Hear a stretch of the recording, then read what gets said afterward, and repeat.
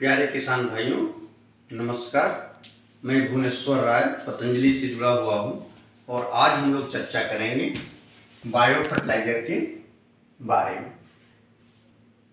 Bio fertiliser को हिंदी में जैव उर्वरक भी कहते हैं, यानी ऐसा उर्वरक जिसमें जीवित सूक्ष्म जीवाणु पाए जाते हैं और जो पौधे के पोषक तत्वों की पूर्ति करते हैं, उसे हम बायो फर्टिलाइजर कहते हैं। जैसा कि आप जानते हैं कि पोषक तत्व में सबसे मुख्य पोषक तत्व जो पौधों को सबसे ज़्यादा जरूरत होता है वो नाइट्रोजन, फास्फोरस और पोटेशियम होता है। तो हम सबसे पहले नाइट्रोजन के बारे में बात करेंगे कि कौन से ऐसे जीवाणु होते हैं जो नाइट्रोजन को फिक्स करते हैं। इसमें जैसा कि आप जानते हैं कि हमारे वायुमंडल में सबसे ज़्यादा करीब 78% नाइट्रोजन पाया जाता है। अगर आप 1 हेक्टेयर जमीन के ऊपर करीब 78,000 टन आणविक नाइट्रोजन पाया जाता है। अगर इसको आप यूरिया में कन्वर्ट कर लें तो करीब 1,70,000 टन यूरिया के बराबर होता है। अब आप सोच सकते हैं कि इतना यूरिया या इतना नाइट्रोजन हमारे वायुमंडल में होने के बाद भी हमारे फसलों को ये नाइट्रोजन उपलब्ध नहीं हो पाते हैं। लेकिन कुछ ऐसे जीवाणु होते हैं जो इन नाइट्रोजन को फिक्स करके पौधे को दे देते हैं। उसमें सबसे बड़ा रोल प्ले करता है राइजोबियम। राइजोबियम जो है, जो मार्केट में राइजो के नाम से आता है, जैसे अपना पतंजलि राइजो के नाम से आता है। तो ये राइजोबियम जो है, इसके जीवाणु दलहनी फसलों में पाए जाते हैं। और जैसे दलहनी फसलों का मतलब हुआ कि दाल वाली फसलें, जैसे मटर, चना, अरहर, मसूर, इस तरह की फसलों में ये राइजोबियम के जीवाणु पाए जाते हैं। जब आप इन फसलों के जड़ को उखाड़ करके देखेंगे तो उसमें कुछ छोटे छोटे नोडुल्स पाए जाते हैं और उसी नोडुल्स के अंदर जो है ये राइजोबियम के जीवाणु होते हैं और ये नाइट्रोजन को फिक्स करते हैं और ये सहजीवी होते हैं। ये फिक्स करने के बाद अमोनिया में कन्वर्ट करके पौधे को दे देते हैं। ये राइजोबियम से करीब सबसे ज़्यादा करीब 60 kilo nitrogen per hectare per year, माने एक वर्ष में 1 हेक्टेयर खेत क्रॉप में 60 किलो तक नाइट्रोजन इससे मिल जाता है। अब हम दूसरा जो जीवाणु है वो एजेटोबैक्टर है। ये एजेटोबैक्टर नान दलहनी फसलों यानी अनाज वाली फसलों में दिया जाता है या पाया जाता है। ये मिट्टी में स्वतंत्र रूप से होता है और इसका भी काम नाइट्रोजन को एब्जॉर्ब करके, फिक्स करके और फसलों को दे देता है। उसके बाद एसिटोबैक्टर है। एसिटोबैक्टर का यूज हम करते हैं शर्करा वाली फसलों में, जैसे गन्ना, चुकंदर, इस तरह की जो फसलें हैं उसमें एसिटोबैक्टर का प्रयोग करते हैं। ये भी मार्केट में पतंजलि का भी आता है, पतंजलि एसिटो के नाम से, और इसका प्रयोग आप कर सकते हैं। उसके बाद एजोस्पेरलन, यह भी जो है फसल के जड़ के आसपास पाए जाते हैं और ये भी सहजीवी होते हैं और ये भी जीवाणु जो है नाइट्रोजन को फिक्स करके पौधे को दे देते हैं। इसके अलावा भी कुछ ऐसी चीज़ें होती हैं जैसे अजोला। अजोला भी एक ऐसा जीवाणु है जो फैक्ट्री में तो खैर नहीं बनता, लेकिन आप इसको अपने घर पे बना सकते हैं। लोग बनाते हैं, अपने खेतों में बना लेते हैं और ये छोटे छोटे गड्ढे बना करके उसमें पानी डाल करके उसमें डाल देते हैं और ये वंश वृद्धि करता रहता है और उसके बाद उसमें निकाल करके खेतों में डाल देते हैं और इससे बहुत ही अच्छा नाइट्रोजन फिक्सेशन हो जाता है। उसके बाद ब्लू ग्रीन एल्गीन, इसको बीजीए भी कहते हैं, इसमें भी बहुत अभूतपूर्व क्षमता होता है नाइट्रोजन को डायरेक्ट फिक्स करके फसलों को देने के लिए। तो ये तो हो गया नाइट्रोजन से संबंधित जितने आपके बैक्टीरिया और कवक थे उसके बारे में। अब जो है हम बात करेंगे फास्फेट मोबिलाइजिंग बैक्टीरिया के बारे में। इसमें बैसिलस और सुडोमोनास, ये दो बैक्टीरिया ऐसे हैं जो जमीन के अंदर जो आपके फास्फोरस पड़ा रहता है, जैसे आप जो केमिकल फर्टिलाइजर दिए रहते हैं तो उसका 80% फास्फोरस जिस क्रॉप में आप दिए रहते हैं वह क्रॉप नहीं ले पाता है और ऑलरेडी कुछ केमिकल रिएक्शन होते हैं जिसकी वजह से वो ऑलरेडी फिक्स हो जाता है जमीन के अंदर। ये जो जीवाणु होते हैं इनका काम ये होता है कि ये जो वो फिक्स अघुलनशील फास्फोरस होता है उसको घुलनशील करके और पौधे को दे देता है। इसके बाद इसमें एक माइकोराइजा है। माइकोराइजा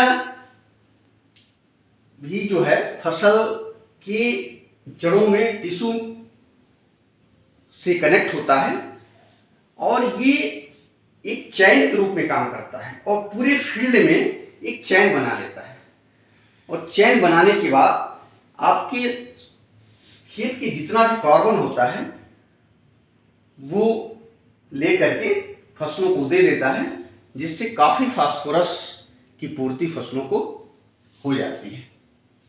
अब हम चर्चा करेंगे पोटास के बारे में। जैसा कि आप यहाँ देख रहे हैं पोटास मोबिलाइजिंग बैक्टीरिया, इसमें मार्केट में बायो पोटास और या KMB के नाम से भी आता है। KMB मतलब पोटास मोबिलाइजिंग बैक्टीरिया। इसमें क्या होता है कि कुछ ऐसे बैक्टीरिया होते हैं जैसे फ्रूटेरिया ओरेंसिया और सुडोमोनास पुटिंडा, ये क्या करते हैं कि अपने शरीर से कुछ बायो एसिड का स्राव करते हैं और जो पहले से जमीन में पड़ा हुआ ऑलरेडी पोटास होता है उसको मोबिलाइज कर देते हैं और जिससे पौधे आसानी से ग्रहण कर लेते हैं। अब हम चर्चा करेंगे बायो एनपीके के बारे में। बायो एनपीके में इसमें तीनों तरह के पोषक तत्वों के जो बैक्टीरिया होते हैं, नाइट्रोजन, फास्फोरस और पोटास, तीनों तरह के बैक्टीरियों का एक जगह मिला करके इसको तैयार कर लिया जाता है और मार्केट में उपलब्ध हो जाता है। उसके बाद बायोजिंक है। बायोजिंक में भी कुछ इस तरह के बैक्टीरिया हैं जैसे बैसिलस सेरस और सुडोमोनास स्पीशीज। ये क्या करते हैं कि जो मिट्टी में ऑलरेडी अकार्बनिक और अकार्बनिक जो जिंक पड़ा होता है उनको घुलनशील बना करके और पौधे को उपलब्ध करा देते हैं। उसके बाद सल्फर और आयरन सल्फराइजिंग बैक्टीरिया, इसमें सिरोन के नाम से भी आपका मार्केट में उपलब्ध है और इससे जो है ये पोषक तत्व में प्राप्त हो जाते हैं। अब इसके अलावा ये आप जितना भी बायो फर्टिलाइजर देख रहे हैं, जिस तरह से केमिकल फर्टिलाइजर में हर फर्टिलाइजर का एक परसेंटेज पावर होता है कि वो कितना परसेंट उसमें पाया जाता है, उसी तरह से इस बायो फर्टिलाइजर में भी जो पतंजलि का प्रोडक्ट है उसमें 2 × 10⁹ CFU कॉलोनी। CFU का मतलब हुआ कॉलोनी फार्मिंग यूनिट, माने ये जीवाणुओं की एक कॉलोनी बना होता है और इतना पावर पर ml के हिसाब से ये होता है, ये डब्बे पर लिखा रहता है।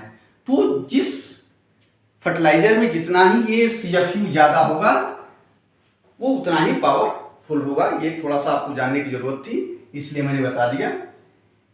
अब हम थोड़ा सा चर्चा ये कर लें कि इसका कैसे हम प्रयोग करते हैं, प्रयोग विधि इसका क्या है।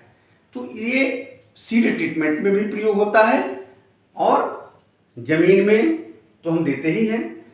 तो सीड ट्रीटमेंट के लिए क्या करते हैं कि जैसे 50 ml हमने कोई बायो फर्टिलाइजर ले लिया। वो बायो फर्टिलाइजर किस तरह से लेते हैं, जैसे अगर कोई आपका दलहनी फसलें हैं तो उसके लिए हम क्या लेंगे, राइजोबियम लेंगे। कोई अनाज वाली फसलें जैसे धान गेहूं है उसके लिए क्या लेंगे, एजेटो लेंगे। तो उस हिसाब से हम सिलेक्शन करते हैं कि कौन सा बायो फर्टिलाइजर, कौन सा क्रॉप हमको उगाना है।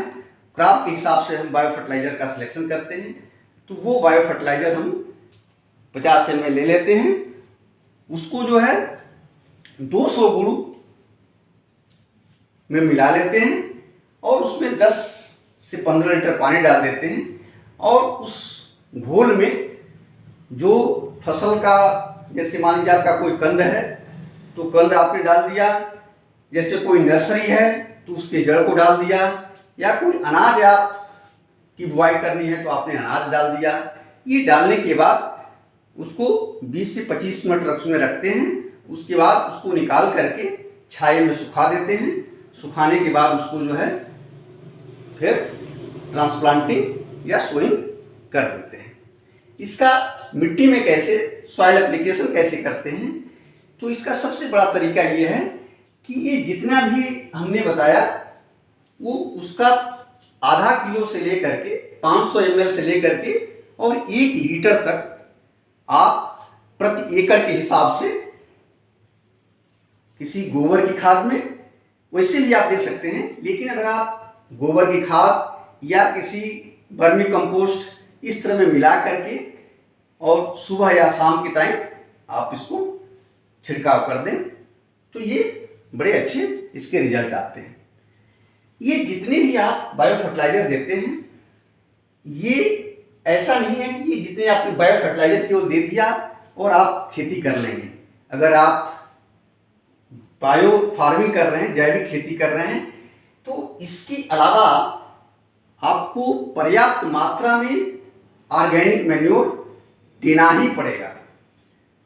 जैसे गोबर की खाद, कंपोस्ट, जीवामृत, हरी खाद, केचुए की खाद, ये सारा चीज आपको खेत में जितना ही आप मैक्सिमम डालेंगे उतना ही आप ये भी अच्छा काम करेगा और आप 100% जैविक खेती कर लेंगे।